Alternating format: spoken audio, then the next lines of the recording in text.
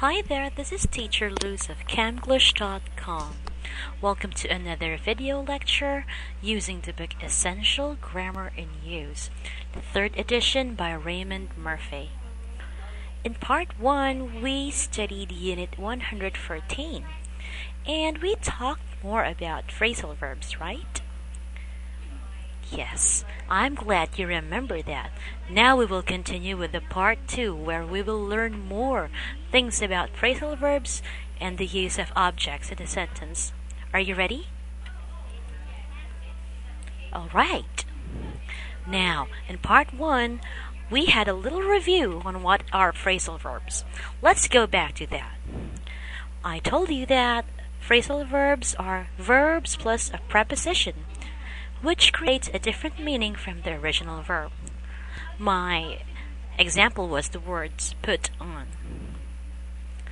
Well, if you look at the verb put, it has a separate meaning and a different meaning from the preposition on. But when you put them together to form a phrasal verb, it takes on a new meaning as well. Well, and another thing we also talked about that we use phrasal verbs with an object. Do you remember what is the object of the sentence? Yes, an object of the sentence is usually involved in the action, but it doesn't carry out the action. The object comes after the verb. Now let's look at this example. Put on your coat. Put on is your phrasal verb, and the words after the phrasal verb is your object or the receiver of the action, which is your coat. I also said that we often use phrasal verbs plus objects when we are talking about imperatives, making requests or commands, like take off your shoes, put on your coat. You can also say put your coat on, or take your shoes off. We also have take them off, right? Now, I also said that if you are using the pronouns it and them, it always go before on and off or the preposition. You don't say put on it. You say put it on. Now, let's talk more about phrasal verbs plus the object.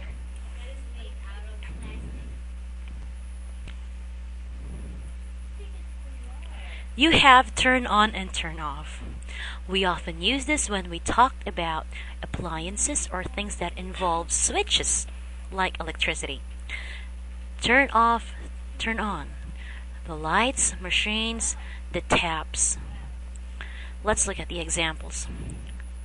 It was so dark, so I turned on the light. You can also say, I turned the light on. If you are using the words it or them, you say turn it off or turn it on.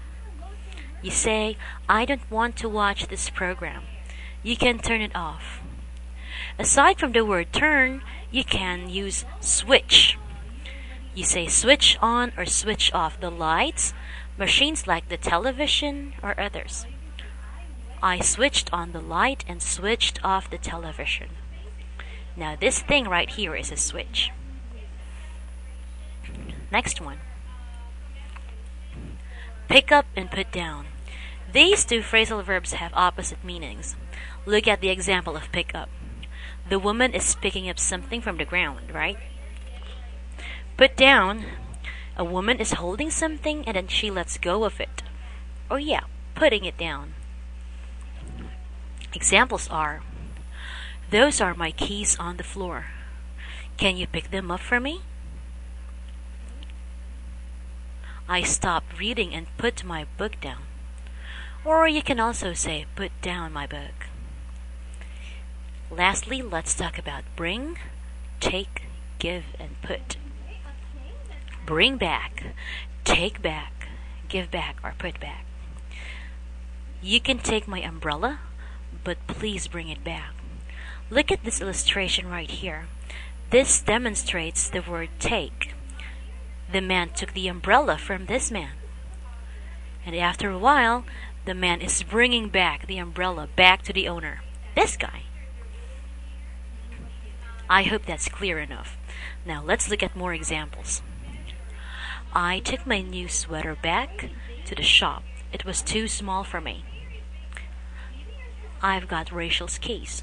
I have to give them back to her. I read the letter and put it back in the envelope.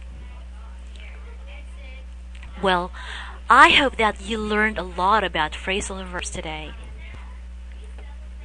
So since you learned this, I am sure you are ready to answer the exercises that follows after this lesson. I hope you stick around for that. Now, if you want to learn more about English like grammar, or yes, more on phrasal verbs, please log on to our website. It's camglish.com. We assure you that you can learn so much more than just grammar lessons.